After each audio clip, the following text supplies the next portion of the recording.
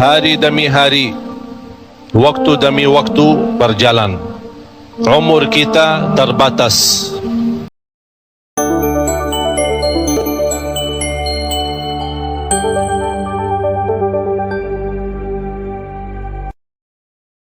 Assalamualaikum warahmatullahi wabarakatuh. Alhamdulillah kita bisa berjumpa lagi di channel ini. Salawat dan salam tetap tercurahkan kepada junjungan kita Nabi Muhammad SAW. Semua kita selalu diberikan kesehatan, dilimpahkan rezeki, dipanjangkan umur, amin.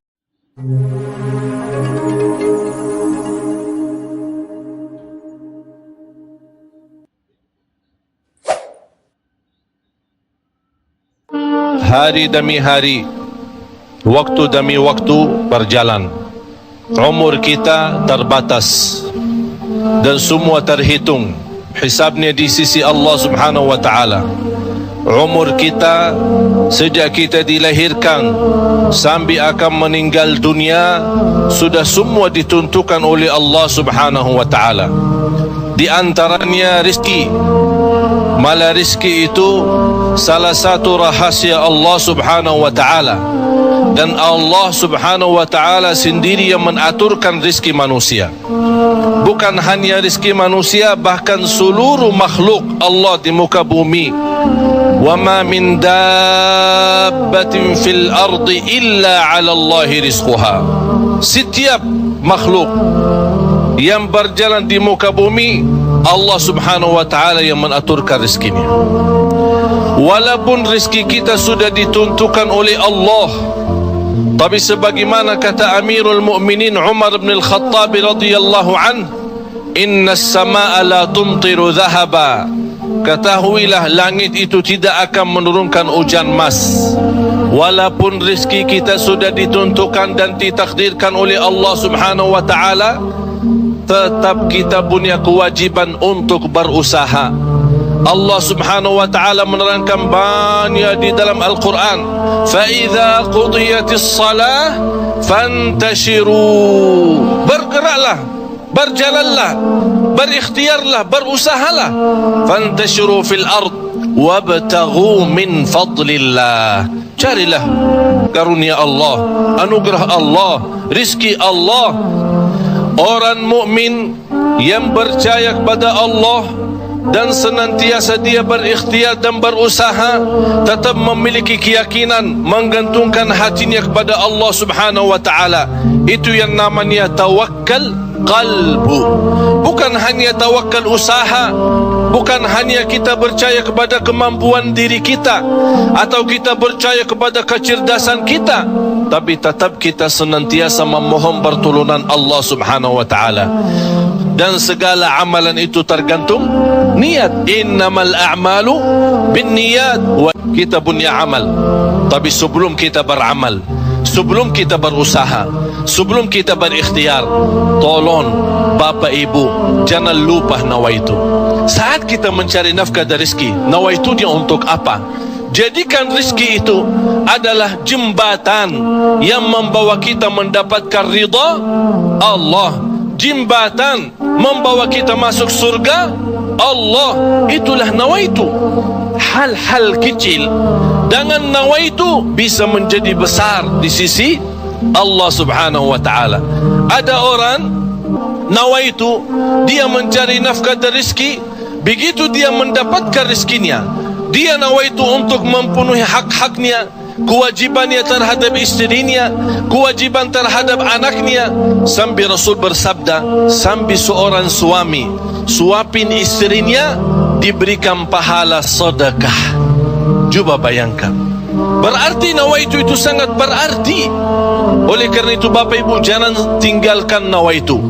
Di mana anda berada, apa urusannya, mau kemana, tolong dihadirkan nawaitu. Karena dengan niat, disitulah akan kita sama-sama mendapatkan petunjuk Allah Subhanahu wa ta'ala. Semoga senantiasa kita dalam ikhtiar dan usaha kita, selalu kita menambah keyakinan dan kepercayaan kita kepada Allah Subhanahu wa taala. Hari ini kita berusaha berikhtiar menghadapi sedikit kesulitan dan kesusahan. Jangan kita berkata, kenapa Allah tidak melancarkan rizki dan usaha saya? Tapi harus bertanya kepada diri kita, apa salah saya? Apa kekurangan saya? Barangkali kalau kita muhasabah diri, oh ternyata hari ini saya merasa susah rizki karena ketiduran salat subuh tadi. Saya merasa malam ini tidak lancar karena saya lupa baca Al-Quran. Saya hari ini merasa tidak baik karena saya ketinggalan salat malam. Inilah muhasabah diri. Al-Imam Muhammad ibn Sirin pernah dia mencela orang, mencaci maki orang. Itu orang miskin. Orang itu tersinggung. Kata Imam Muhammad ibn Sirin, saya menunggu ucapan saya ini, menunggu akibahnya, menunggu balasannya 40 tahun. Coba bayangkan, hanya satu ucapan dia takutin, dia fikirkan, apalagi perbuatan. Bapak Ibu, berapa banyak perbuatan kita salah, berapa banyak kita melanggar aturan Allah, berapa kali kita menjauhkan diri dari perintah Allah, padahal kita semua hafal. Wa man yattaqillaha yaj'al lahu makhraja. Barang siapa yang takwa kepada Allah, akan Allah jaminkan diberikan jalan keluar dari segala kesusahan, dari segala kesempitan. Berarti kalau kita berdoa, kita berikhtiar, kita berusaha, tapi masih kita menghadapi kesusahan dan kesulitan, pasti ada sesuatu yang tertinggal.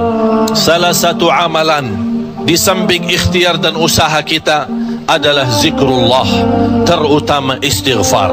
Karena termasuk istighfar adalah salah satu kunci mendatangkan rezeki.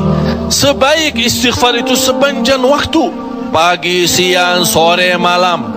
Naik motor, jalan kaki, naik bis, mau kemana-mana, tidak keberatan kita membasahi lidah dengan istighfar. Malah ada seorang sahabat Rasulullah sallallahu alaihi wasallam, ya Rasulullah, berikan kepada aku amalan yang menjaminkan aku masuk surga. Rasul menjawab, la yazalu lisanuka ratban min zikrillah. Basahi lidahmu dengan zikir kepada Allah.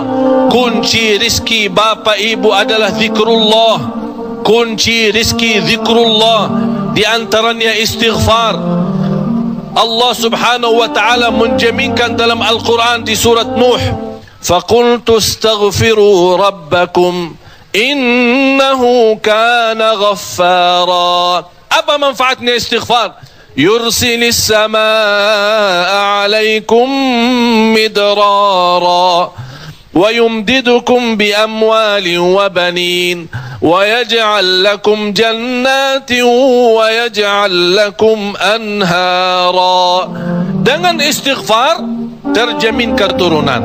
Dengan istighfar kemudahan rezeki. Dengan istighfar kelancaran usaha. Dengan istighfar kesembuhan dari penyakit. Dengan istighfar banyak kemudahan dan kemuliaan yang kita dapat. Kalau memang ingin ditambah rezeki kita, kalau belum sempat haji, kita ingin berhaji. Kalau kita sudah haji, ingin Allah menambah kita bisa haji lagi. La in syakartum lazim. Jadilah hamba yang bersyukur, karena nikmat Allah memang Bapak Ibu tidak bisa terhitung. Nikmat Allah begitu banyak di setiap waktu dan setiap saat, lahir dan batin. Wa in ta'uddu ni'matallahi la tuhsuha.